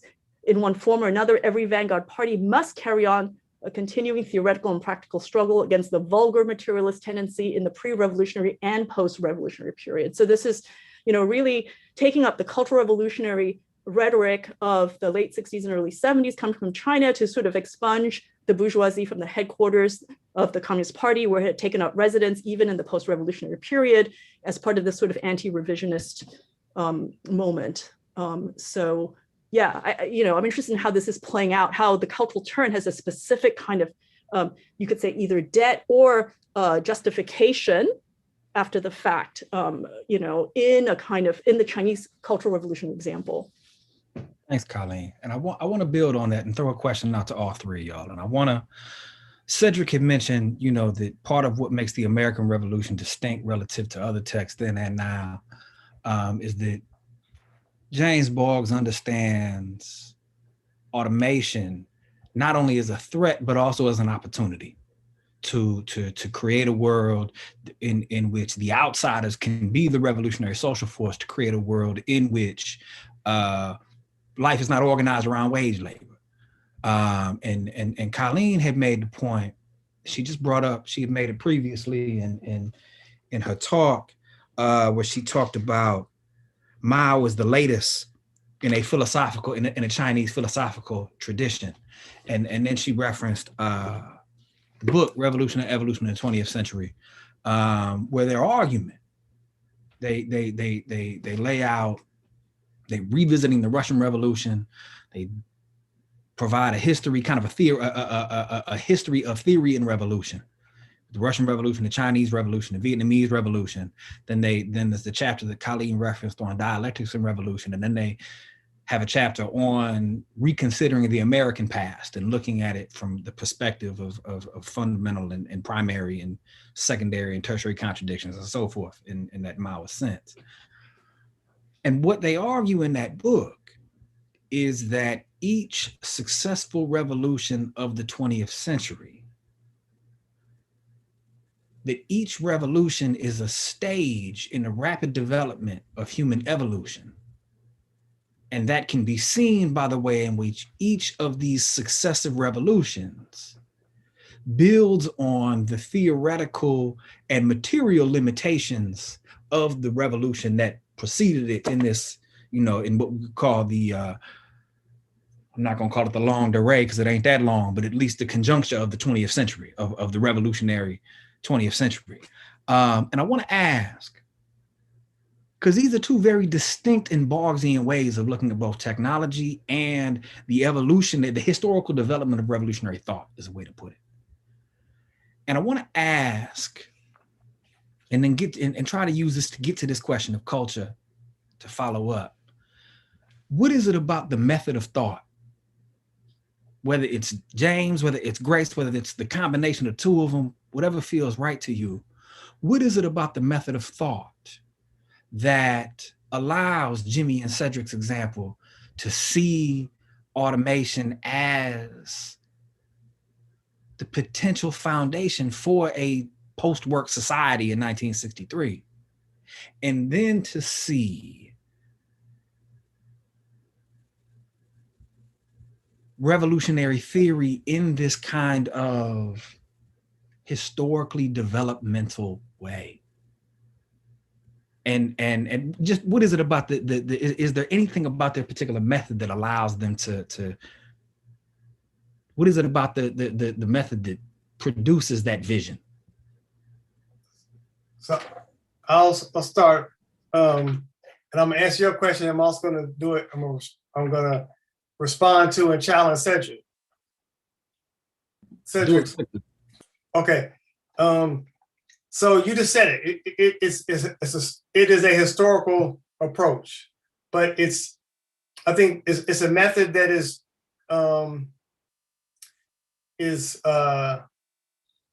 always trying to look beyond previous ways of conceptualizing revolutionary change. So that's why he was looking at automation and seeing, and think in terms of a broad. So now the long duration report. Think about it in terms of broad historical change. So Jimmy saw automation helping to bring almost a new historical epoch. So that's beyond seeing the particular conflicts between labor and capital and other social forces at the time. So that's it. Okay, real quick. In the book, The American Revolution, the next to last chapter is called Rebels with the Cause. And here he says, the struggle for Black political power is a revolutionary struggle because, unlike the struggle for white power, it is the climax of a ceaseless struggle on the part of Negroes for human rights. Moreover, it comes in a period in the United States when the struggle for human rights, human relations, rather than for material goods, has become the chief task of human beings. He may have been wrong. Empirically, you can assess if he was wrong, but he was saying that automation and the changes in the, not just the economy, but in the productive forces of the society mean that the struggle for, that's why he was saying that Marx's notion of revolution no longer was appropriate, not because Marx was wrong inherently or for all time, but now the historical forces, technological forces have brought us to a different situation. In the next chapter, which is titled The American Revolution, the last chapter, he says, what is man's greatest human need in the United States today? Again, we're recognizing he used the man as the grand singular. What is man's greatest human need in the United States today? It is to stop shirking responsibility and start assuming responsibility. When Americans stop doing the one and start doing the other, they will begin to travel the revolutionary road. That's why I think Grace in that conversation, in her advocacy for Patterson's ridiculous idea, was completely different from what Jimmy is saying here. Patterson and others are saying their cultural term is saying is, you young Black men with your pants hanging down are the cause of your degradation. You need to change because you are the cause of it. That's not what they're saying here or in other times. They're saying the historical circumstances that have caused the need for the transformation of hearts and minds. They're saying because of the historical and technological changes, now you are an outsider. For him, outsider meant outside the space of production. There is not a job for you now like there was your predecessors, however racist and so forth and classist the structure was. Because of these historical circumstances, something new is required of you. So there, that passage I just read when he was talking about take responsibility, he's not talking about Patterson personal responsibility or Cosby or others. He's talking about responsibility for society. So I think that's a fundamentally different thing. And that's not a cultural term. That's a different set of politics, but it's not a cultural term, I would suggest. Thanks, Steve. I want to complicate that a little bit and say that yes, and Jimmy was also good for saying that one of Malcolm X's strengths was the way he chided the masses. And so I think that Jimmy is representing a kind of bridge between personal responsibility and responsibility for society. The one can't do one without the other. You can chide someone to do something political. It doesn't mean just because you're chiding doesn't mean you're chiding them out of some reactionary space, reactionary thinking. Yeah, absolutely. Yeah. Malcolm was saying, stop trying to be like the white man. Stand up for yourself. Sometimes he was saying it in the Nation of Islam, Elijah Muhammad reactionary way, but other times he was saying it in revolutionary way. Yeah. Thank you. Cedric, Colleen. I mean, Cedric, Steve did just come at you. Yeah, I hear you. So yeah, look, I think we're actually saying something similar, right? So I'm not actually said it in my statement about that for her to embrace Patterson, to me it contradicts, right, the earlier point that Boggs was making in 63. I just think that it was the discernment, right? Like, and I can see what both of you are saying as far as like the ways that a demand for personal responsibility, when it's a part of a social struggle. I mean, I think we can all talk about those moments when we were teenagers or 20-somethings when somebody grabbed us up, by the collar and insisted that we, use our potential in a progressive political way, right? So that's not part of my criticism. That's not the target of it. It's the ways in which that gets disconnected, when you embrace a Orlando Patterson type argument, right? Not being able to recognize, right, that is a totally different and antagonistic argument to the very social struggles that that Grace represented and that I think we all represent. So I think that was more the sticking point for me, is that during the 1960s, when you do have a number of different active social movements in motion, to chide people, to call on people to be responsible, to talk about taking responsibility for the society. And I think, even later in life, there's the great video, that Steve actually introduced me to some time ago, where Boggs is in a college classroom, and he talks to the students about, he asked them, he basically says he could govern the country better than anybody else could. I'm probably butchering his exact wording. And there's a little chuckle by the students. They laugh at him for a second, but he's basically reminding them that they should think of themselves in that way, right? That they do have the capacity to govern.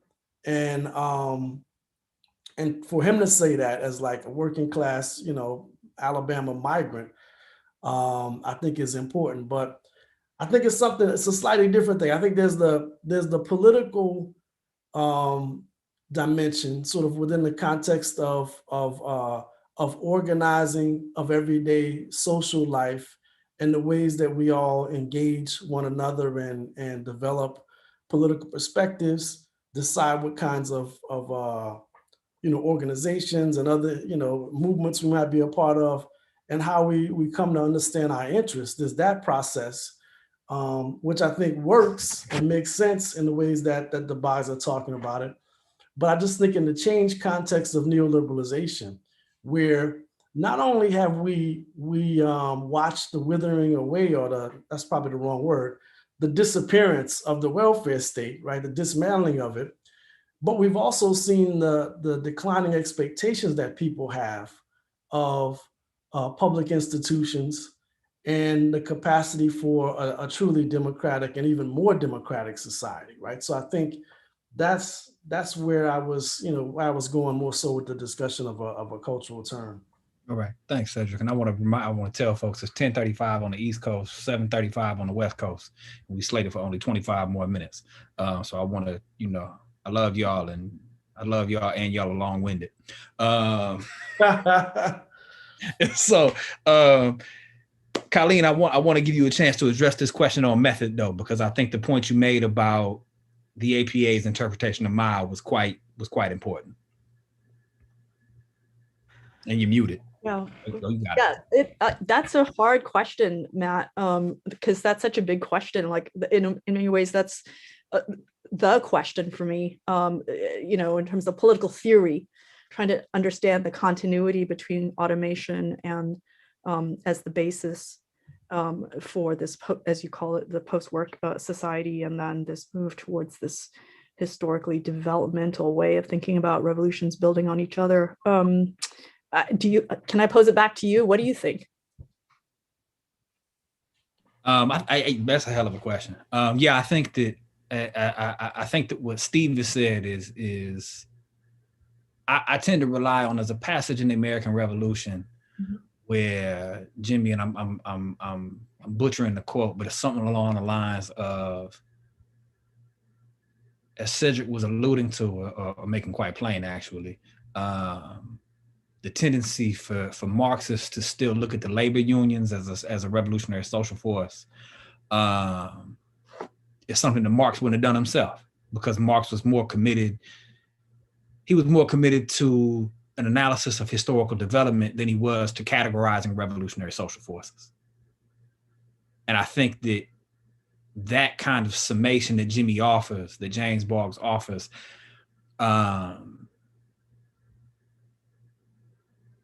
is a useful entry point to that question. I don't have an answer to the question, but that's my starting point for it.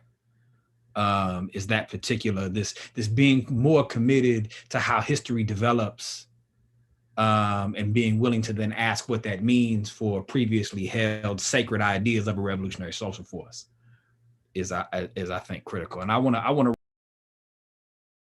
to raise one more question, and then I want to open it up to the folks who have asked questions in the audience.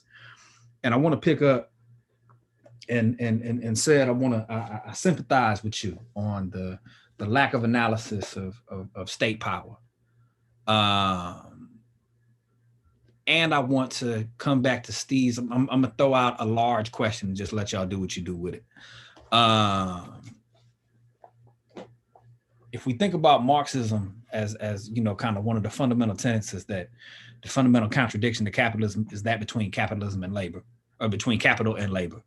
The Boggs is in a number of places, beginning in it's alluded to in the American Revolution. They make it explicit in Uprooting Racism and Racists from Racism and the Class Struggle, which apparently has just been republished.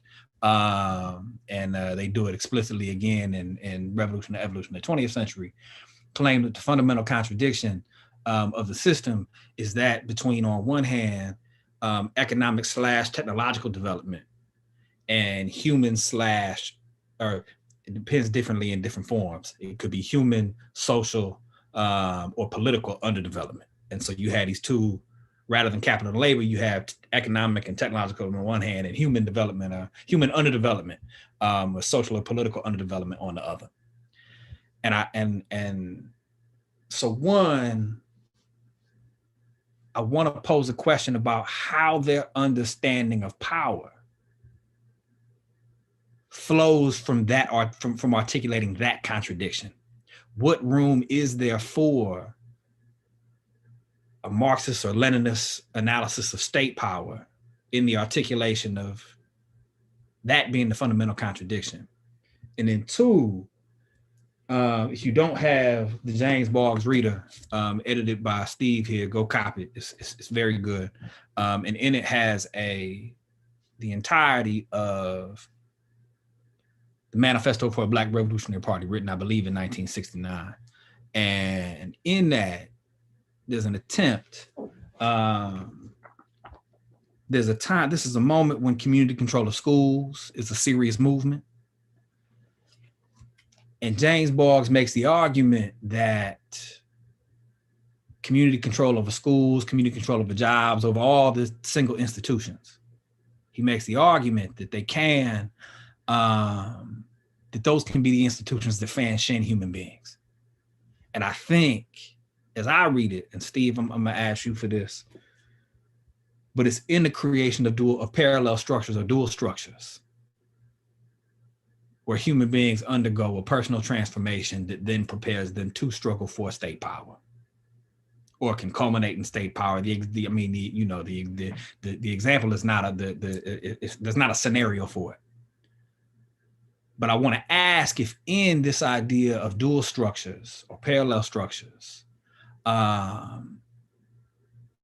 is there the path, is there the possibility of addressing in effective ways the lack of attention given to state power in the Boggs' overall analysis? And if so, what might that mean for the 21st century when there isn't a movement for community control of institutions? And is there, and might something like urban gardening, for example, play the role of a dual structure or a parallel structure because it maintains people's need for food when food supplies are low and so on and so forth, and transforms people at the same time? And so what does their articulation of the fundamental contradiction to capitalism mean for how they may or may not be blinded to questions of state power?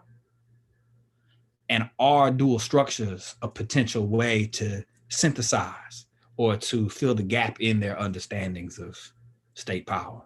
And what's that mean for today?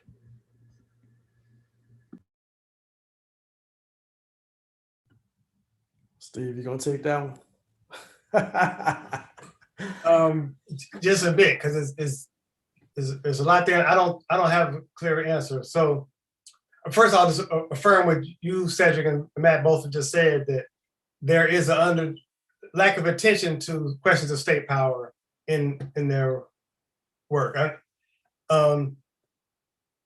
And they're identifying that fundamental contradiction, as Matt said, as economic and technological overdevelopment and social and political underdevelopment. You might say skirts questions of state power. I don't think you ask, what does that tell us about their thinking about state power? I think it shows that they were not making questions of state power central. They came from a tradition that kind of did that, but then they more fully did it. The dual structures piece, I think only marginally could that, well, I think only marginally does that really open up more their thinking towards questions of state power. But I'd have to think through it more. That's my initial thoughts. Thanks, Steve. Colleen, any thoughts?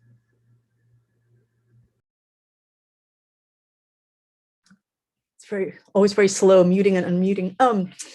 I thought that somehow their theory of automation incorporated an understanding of state power, insofar as they were saying that automation is becoming so expensive, and capitalism, the private sector, would have reached a kind of economic crisis in terms of investment in technology if it were not for the fact that they were subsidized by the state. And hence that tie into sort of the military, the military industrial complex was a part of their analysis of the imperialist state at an economic level in automation, no? So in that sense, I guess I don't necessarily see them as not having an account of state power. And that kind of sort of explains the need to turn towards municipal political control, contra thinking at the kind of almost nation state level. But that's where I feel like they're also thinking about the Black man's land, like updating the BNT, the Black Nation thesis in terms of, making it the urban space instead of the rural space. And that's that kind of way in which that articulates with also thinking of almost like the city, the Black majority city, as something like a Yan'an, a kind of like retreat from the coastal, like in the Chinese context, a retreat, a long march to this kind of guerrilla base almost, away from where like there's heavy concentration of technology and capital in these other spaces, which is how you imagine like the federal state level. So I don't know. Those are some thoughts about a kind of state power reading that animates their interest in, like taking seriously their program for seizing local control as depending upon a certain kind of quite material analysis of the articulation of state and capital. Thanks, Colleen. And I want to give Cedric a chance to respond here, but also want to pose the next question. And someone in the comments has asked, Lord, where'd it go? I lost it. What are the defining elements of dialectical humanism? And so I'm hoping that folks might take a minute to think about that while not listen to Cedric and think about that at the same time. So, I appreciate that question. I just want to respond like maybe with a different kind of question, but sort of build on the same sentiment. Looking at like the last year, right? Thinking about the ways that we have responded to real crisis. And I'm sort of maybe a simple guy in that manner. Like I like to think about politics in real time. Like what does it actually mean, as opposed to thinking about it always in sort of broad historical processes. And I just think when we look at the main crises that unfolded over the last year, whether it was the pandemic or the threat of another Donald Trump presidency, or the expansion of Black Lives Matter protests after the deaths of George Floyd and others last spring. When we look at that, we see some of the limits of the contemporary left, right? And what I mean by that is that there's always been a gap, if you will, a contradiction in the world that we actually live in as Americans in this particular moment, and the kind of world that we want, and the sort of world that we are trying to understand through theoretical, literatures that were created and produced in other historical times and places. And I think we're in a bit of a problem even in this particular moment. I've grown a bit frustrated in these moments engaging with activists and other people who have a view of the state which is righteous, if not correct, right? The idea that the state is but an executive committee to manage the affairs of the bourgeoisie is true, but the state is also, variegated. The state is fragmented. The state is comprised of all sorts of different institutions that are temporal. The state is also comprised of some institutions that are more democratic than others, some that are more repressive. And so the way we approach it should have the very same kinds of complicated sensibility, right? So I'm just waiting for a left politics that actually can shuttle between the world that we want and the one that we're stuck with, and actually be willing to engage people in the places where they are. I'm not sure if the dual structures is the only way to go. I do believe in, other kinds of institutions, alternative institutions. I do think that, even if an organization doesn't achieve much at all, it can be a place that incubates. It can be a place where people learn how to live a different kind of political life. And so I'm all in favor of that. But I think that actively trying to get the things we want in society is also a way of learning, right? It's also a laboratory or a school, if you will, of how to become political and develop strategy and a different kind of politics. The last thing I'll say about that, it's just an odd thing, listening to people talk about, I was on a thread recently where they were talking about social democracy. And the definition was simply anybody who tried to engage in formal politics was bankrupt and was, was mainstream and useless and worthless. And I'm sitting there thinking like, well, yeah, if you can afford, if you got the things you need to survive in the world, then of course you can make those sorts of criticisms. But for other people, like the guy who I gave a bag of Cheetos to in front of the Walgreens the other day, he probably is concerned about, things that are going to matter to him and want to be engaged in real politics, right? And real goods delivered to people, public goods. So I just think that there's a disjuncture of sorts, not in this group, the people on this call, but in the broader left in terms of how do we build a left politics that starts with where we are, and maybe that means, and I guess I'm backtracking, maybe that means engaging in the kinds of things that about, transforming the self and, having people awaken to the predicament that they're in. But I just think we can do better. I'll stop there. Thanks, Cedric. And we got 9 minutes left. So I'm gonna throw out a couple questions and just let y'all pick up on whichever ones y'all want to pick up. One that comes from the audience says Cedric addressed this, but I wonder if here anyone else wants to add to it. Are there ways in which Boggs' outsider prefigures people's in social struggles today more than in the past, and gives the example, or if so, how should we think of the contemporary moments like the George Floyd rebellion, the Amazon strikes, gig worker struggles, the self-organizational effort of the outsiders and the expendables? How does Boggs help us think through the organization of the seemingly organizationless? I like that word. The second question, Steve, I'm looking at you for this one, but anybody, isn't there an important role for Dunayevskaya's analysis around humanism as it relates to dialectical humanism? Could you speak more to the breaks and shifts from the Johnson-Forrest tendency style political analysis towards their later trajectory? And finally, thanks for highlighting Boggs' relationship to Mao. I've understood Boggs' leap into a new humanity to be Fanonian, not Maoist. Could the panelists speak to Boggs' relationship to Fanon and Lenin?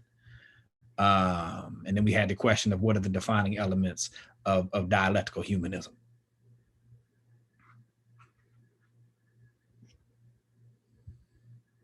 And Steve, you've spoken less in the question and answer, so I want to give you the opportunity to go ahead. Okay, I thought I spoke a lot. I was trying to fall back because I had said a lot on the. I could be mistaken. And I see there's something coming in the. Oh, Sean put the questions. It's just a repasting of them. Gotcha. Okay, cool. Hold on. Wow. So for the first one, Boggs' analysis of outsiders, have to say something for today. I think yes, but not in a straightforward way. I think it's the method that he came to identify the outsiders. He said, because of automation, because of, again, you might say this wrong, but his view that we had got to a point where we have the capacity to create all that we need, that these people coming up, young people, were no room for them in the economic structure as it is now, that we should see them as, recognize that and see their revolutionary potential. I think that way of thinking can definitely be applied to today. I don't think it maps directly one-on-one because we're a whole different moment now. But that way of thinking certainly could help us to see. And that has to do with decades of deindustrialization and mass incarceration and so forth. So there are some historical links, but not the same. Raya and humanism. And this also quickly to the question of what is dialectical humanism. Grace and Jimmy never really, and Madam actually joined in with me here, they've never really fully laid out what they meant by dialectical humanism. They use it more almost as a slogan than a fleshed out theory. It was an attempt to go beyond dialectical materialism and historical materialism as philosophical and political approaches in Marxism. Is a part of their attempt to try to get beyond the idea of class struggle as a motor force of history, and to say that human relationships now, because of the historical dynamics and the need to transform them, were part of the motor force of history. but it's pick your metaphors, half-baked, underdone, undercooked. I mean, think it was sincere, but they just didn't fully flesh it out. And therefore, what they meant by dialectical humanism, I think, does not have much direct link to Raya and Raya's notion of humanism, which is, if I recall correctly, is more grounded in humanism as a philosophical tradition and in Marx, particularly Marxist texts, which are grounded in humanist thinking. So I on the fly right now, I don't see direct link, but that's really useful to think about, particularly because as this question is pointing out, and another one too, the various splits that Jimmy and Grace were a part of are hugely significant for the evolution of their thinking. Also for just understanding them as people in some not so flattering ways. So that's to say that that's a quick thought on that question, but there's certainly more there to be explored. I'll leave it at that for. Oh, and Boggs and Fanon, I'll just say Boggs was invited to review The Wretched of the Earth, and he wanted this wonderful quick response that said, "I don't have time to do it, but if I did, I would start by saying this." And it was something about if every Black militant, or if every person would put down something and pick up this book, it would lead to. So there was, I think, some reverence from Fanon, but I don't know about much direct engagement. Lenin, quite a bit. They wrote a piece. Most of the review did a centennial. Was it centennial celebration of Lenin, 1970? They wrote a piece there. But so notions of the Vanguard Party and other Leninist ideas are shot through their thinking. So that's just a partial answer.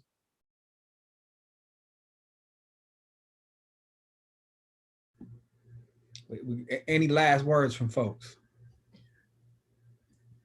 Thank you so much for taking the triple crown questions there, Steve. So the only thing I would add, I wonder whether there's a way in which we could see the dialectical humanism that they were trying to articulate as also connected with a Fanonian language of like an existential Marxism.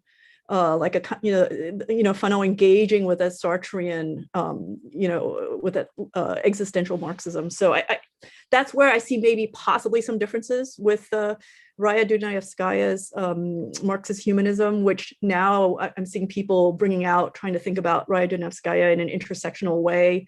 There's these new collections around that. So anyway, that was just a thought, connecting Fanon on like a new man, like new humanism, that in a kind of anti-colonial context with the human in dialectical human. Colleen, are you saying you think Jimmy and Grace were consciously doing that, or you think we can just recognize the Fanonian connections, if not influence? Again, as a textualist, a literary person, I would not dare to attribute consciousness, but simply to what they wrote, interpretation of their texts. I defer to you on consciousness.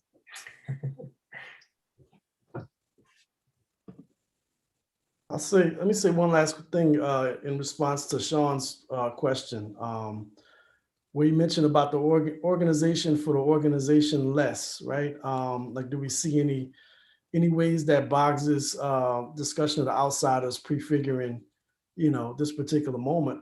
I think what's distinct about it, I think something that Steve said, I want to circle back to, what's distinctive about the American Revolution is that there's that optimism, right? To me, he's not just talking about the responsibility of the outsiders and the expendables. He is talking about their need to take ownership and take responsibility.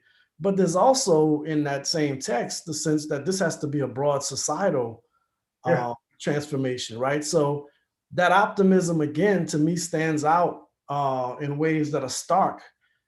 Even compared to this moment that we're in, where a lot of us don't really see that as a horizon, right? We don't really imagine that the very reactionary social forces around us might be transformed and pushed in a different direction. So yeah, I was just going to add that he's talking about both and organizing the outsiders and the expendables, but also this sense of a broad social society-wide project.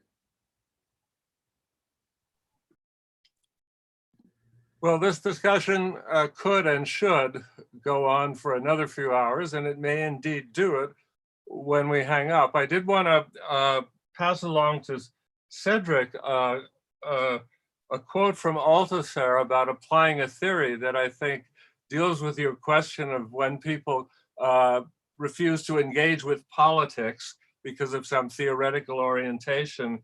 He says that applying a theory, even a good one, to the visible concrete can't offer, as a result, any analysis of the concrete situation, but an absolute philosophy that is supposed to already contain the truth of any conjuncture. In other words, you can never, the same thing, engaging in government at some time or not, can be a revolutionary tactic or not in any given conjuncture. The theory is not going to tell you whether or not it is, which I think you and I would agree with. I'm just guessing. And the other thing I would say, the fascinating thing about this discussion, which we might take as a topic to think about, is this whole notion of a turn. We've heard about a million turns, cultural, linguistic, whatever that go on, neo-material or whatever. But I think we start off with the feeling that sometime between the beginning of the 70s and the election of Reagan, there was the turn. Now, the real interesting questions one can ask, like, did we feel it turning when it was turning? Or was everybody at that time pointed straight ahead and think we were moving forward?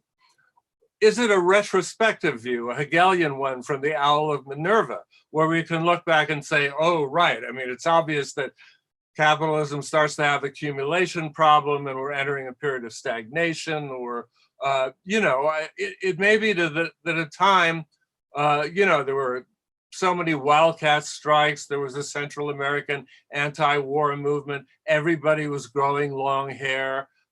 Capital was totally overwhelmed, and except outliers like Milton Friedman, and everybody thought, this is over. This is a post-industrial society. This is this or that. Nobody understood. I think one of the turns, the neoliberal we talk about, is this notion of the entrepreneurialism of the self, or responsibility, that government could give people nothing after giving them a lot, and yet say, you're an entrepreneur of yourself. You're responsible for your own success. And people would pick up a vocabulary about owning their futures and so forth, and they would like it or accept it. I mean, Michel Foucault may have been the only person who kind of had an inkling that this was on the way, So, I mean, the question of what the turn was, did we feel it turning or not? I mean, that's something that needs further thought and clarification. I mean, it's a single question. We all thought the world was pointing in one way, and it wasn't. And how did that happen? Question for study. Thanks a lot, Matt, Stephen, Colleen, and Cedric. Thank you, Phil. We hope you will be part of the RedMay family and be with us either in person or spectrally in your speaking image for all our future events. Thank you, Phil. Look forward to it. Yes. All right. And tomorrow morning, everybody, we have COVID, climate, chronic emergency, the antinomies of the state. That's at 11 a.m. And at 6 p.m. we have Fighting for Their Own Servitude with Jason Reed, Warren Montag. So lots of good stuff tomorrow. Tune in.